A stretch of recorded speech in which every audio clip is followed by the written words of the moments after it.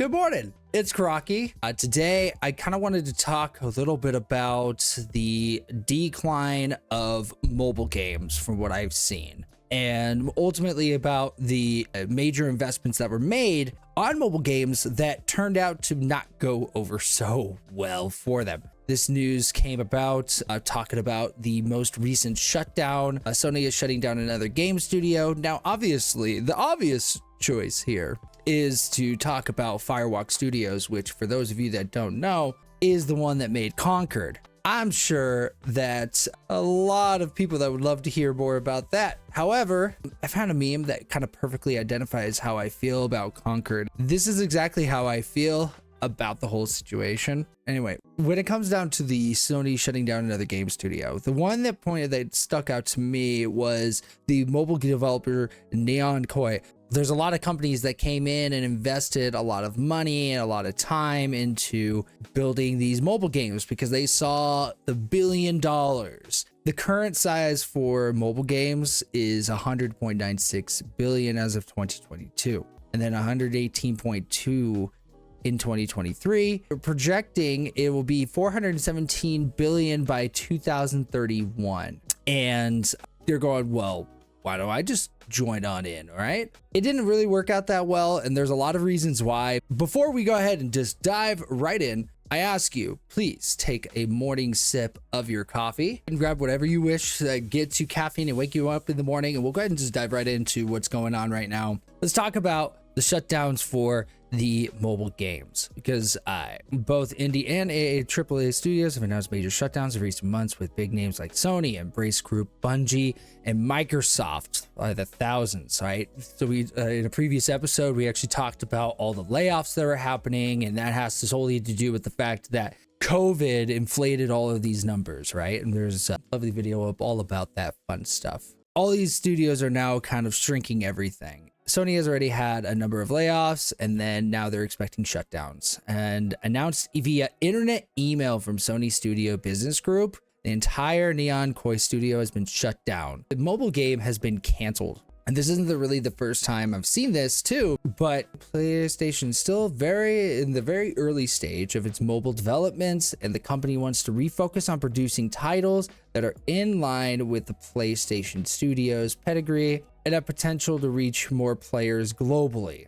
And then, despite the studio never releasing a title under Sony ownership, many have voiced their sympathies for the team members affected by the closure. And analysts and experts have predicted improvement of the game industry in 2025. Others remain worried. As Sony bids farewell to Neon Koi, it remains to be seen if the game will visit its mobile game effort anytime soon. Permanently closed. Oh man, this is awkward, isn't it? I'm looking at a prior page. Looks like I'm looking at a graveyard, because now let's talk a little bit about the shutdown of Conquered. So obviously Conquered also shut down at the same time, and of course, although I don't know much about Conquered, I do know a lot about them memes. That's the Conquered plane. As it beautiful took off. Boom. Did a bit of shopping and finally bought Conquered. Can't wait until Saturday, but looking forward to trying it out. How do we tell them? 99% of mobile games being sold as garbage. Absolutely freaking agree. Isn't it funny how all of them try to match Clash of Clans? Angry guy, angry guy, angry guy, angry guy, angry guy, angry guy, angry guy, angry guy, angry guy. And then, like, obviously the games that I personally remember playing on mobile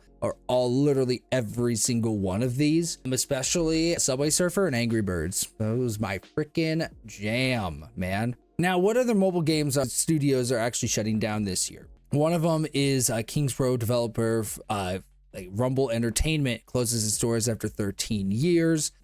They went bye-bye. That's one way to put it, right? In the past couple of years, Rumble Entertainment has been working on blockchain-based tower defense RPG tower games and Titans of browsers, including Alliance Heroes Aspire and Kings Road. Both titles were eventually discontinued, and their commercial performance remains undisclosed. That's cool. Kings Road generated over 9 million in revenue, while Alliance revenue estimated over 10.6 million. You know, that's not bad. We're used to hearing billion-dollar numbers and whatnot because, you know, that's just kind of what a lot of the AAA developers want. Shipyard Games Studio shuts down.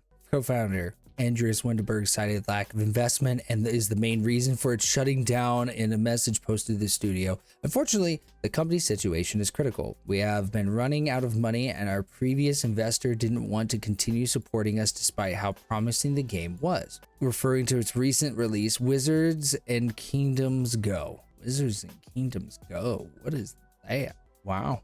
Okay. So that is what it is. Yeah, definitely not a game I would have ever even remotely touched, even though it combines my two favorite things, Wizards and Kingdoms. No, I definitely would not have played this. This means that with all of our sorrow, we will shut down the company in about 2 months. The game will not release more updates, and because we can't keep paying for the servers, the game will eventually be taken offline. This was published on August 7th, 2024. So Wendenberg concluded, it sounds like Dinkelberg. We sincerely appreciate so much for all of your help, amazing feedback, bug reports, memes, tutorials, kind words for the team. We are very sorry we could not finish the game you all deserve, but unfortunately, often dreams need money to become true, and we ran out of it. God, that's sad. It was founded in 2017, and Supercell invested $2.9 million into the studio and obviously did not see much return because it takes a long time to develop these types of games.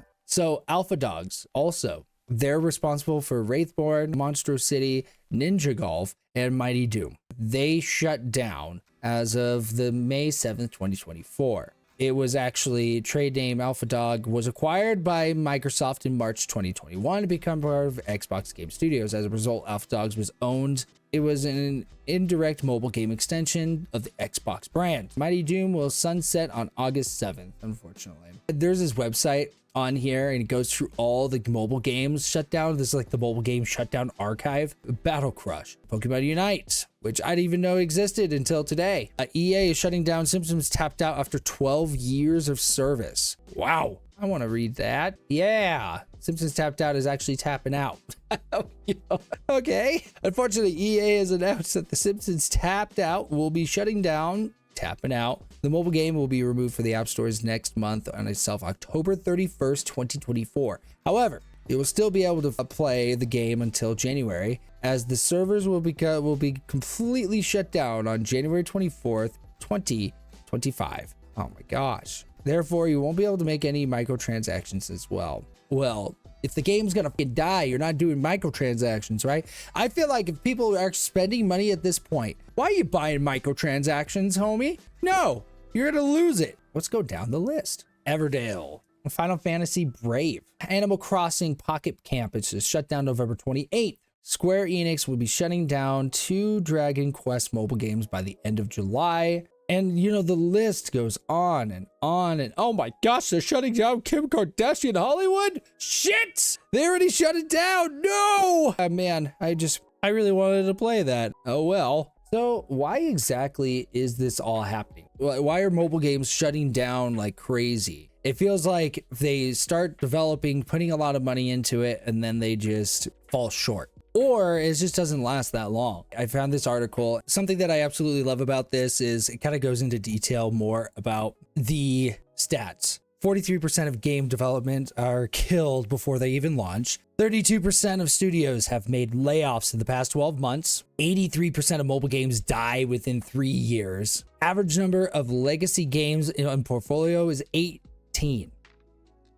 games. 30% of developers believe a focus on legacy games is the path forward in the current industry climate. 78% of developers prefer to work on new titles. 76% of launched games hit peak revenue in year 1. 62% of developers are using live ops in their most profitable titles. Mobile games is a very challenging market, and ultimately because of how insanely competitive it is. I mean, when we think about the new games that we're releasing, you're also competing against the oversaturated market of mobile games. If you've ever been to like the Android app store, like the Google store or the iOS store, holy crap, man, there's just so much crap in the mobile games. There's nothing really that great. Obviously, with the challenging market of not only do you have like a ton of layoffs happening, looking to trim the fat, that doesn't really give you room for any new developments within the mobile game space, right? and especially with how insanely competitive it is and how much money it actually requires in order to get to that point. This statement right here rings so true. These are volatile times for the gaming industry. I wanted to actually also take a look at some of the stats for the mobile games. Diablo Immortal, you know, this is kind of like the quick stats on it. So like as of an hour ago, apparently there's 30,455 players on right now, which I'm not sure if that's considered success for mobile games. I would argue for like a normal game, that's actually considered successful. Like if you were like going to a Steam game or whatever, but like here's the graph, right? It released like right around here, came up at its absolute peak. Its average monthly players was at 10.25 million. It came spiraling down. Woo. And so like this is the stats over the average monthly players over the last 30 days since August, you know, going through Diablo Immortal monthly player counts. So, you know, I feel like overall, yeah, sure, they went from 10 million to 2. It could be successful, but for like a mobile game that you basically are solely depending on microtransactions for, Pokemon Go live player counts, right? So, I mean, this game's still going and it is going strong. There is online players right now. There are 650,000 people playing. It's probably like one dude with like 60 of them just catching Pokemon. You know, active players in 30 days is 87 million. Gosh, man. The max player daily count, 23 million. That is freaking nuts. Remember, it's actually increased from 2023 and then back to January. They've been keeping a steady pace of like 20 million max daily players. That is impressive. How in the world it's lifetime revenue they've generated over 7.9 billion. And then so Pokemon Go went from 550 million in 2016 and they dropped in 2017. And then from there, they've actually been, holy crap, 2020, that makes sense. 2021, 875 million. And then 2022, they dropped. So they're kind of coming back down to what they were at the beginning, considering in 2023, their numbers were here. 12, and now they're back into the 20s. I'm sure this number, like that number is going to be significantly higher. And we kind of already looked at Hearthstone. I'm not sure this is like all mobile. I think this is all in general. 47,000 as of right now. Active players, 4.8 million in 30 days. Wow. Twitch watched hours. 10 million hours watched on Hearthstone. 43,000. So like 43,000 people are responsible for 10 million hours. That's freaking nuts. But Pokemon Go isn't live streamed, right? Pokemon Go is live streamed. I would actually be impressed. It is live streamed. Pokemon Go had lost 2 million people. Twitch watched hours is 1.4. Peak viewers, 58,000. What are you streaming? I mean, the catching of Pokemon and then walking around. The problem is that it shows a map of exactly where you are. There's some streamers visiting foreign countries and streaming their roaming. See, that part I get because, you know, they're not near their home. They're not near their base of operations where people could dox them, right? There's always opportunity for doxing no matter what you're doing. But I would feel comfortable about streaming in a foreign country and showing me roaming around. Now, I wouldn't necessarily do it in like such a massive public place and, you know, make myself look like a tourist that just wants to get socked in the face. But that would actually be pretty cool if they've ever gotten to that point, to Germany or take a trip to Europe. That'd be cool. We've talked about the decline. We've talked about why it's happening. And ultimately, it just has to do with the fact that mobile games are just so saturated and insanely competitive. And also the fact that, like, although it's a really big industry where you can tap into, there's not necessarily much opportunity for long-term growth because literally the games usually die after 3 years. Mobile games, at least for right now, is going to be a difficult market to get into. And especially when we have the mobile game studios that are like even just studios in general that are laying off a ton of people, making it really difficult to acquire that talent because they're trying to cut the fat, all that fun stuff. But I feel like after probably by 2026, we'll start seeing, you know, more strides within the mobile game community. There is Destiny Rising, which is the new game coming out. I actually signed up for the closed alpha test. I actually got in. So I got the email yesterday and I actually got on and I recorded the first bit. And so there will be a video about my review over Destiny Rising. So the closed alpha starts November 1st, 9 a.m. UTC. Really? I'm not waking up at 2 a.m.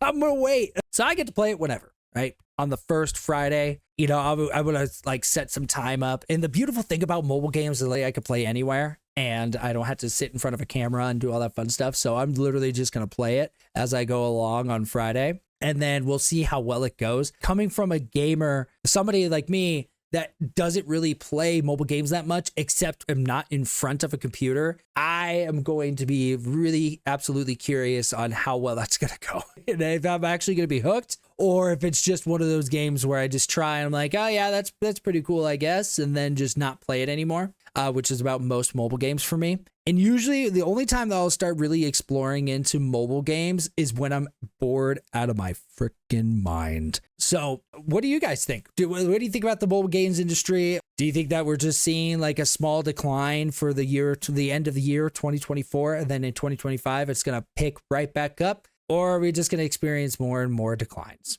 Who the heck knows?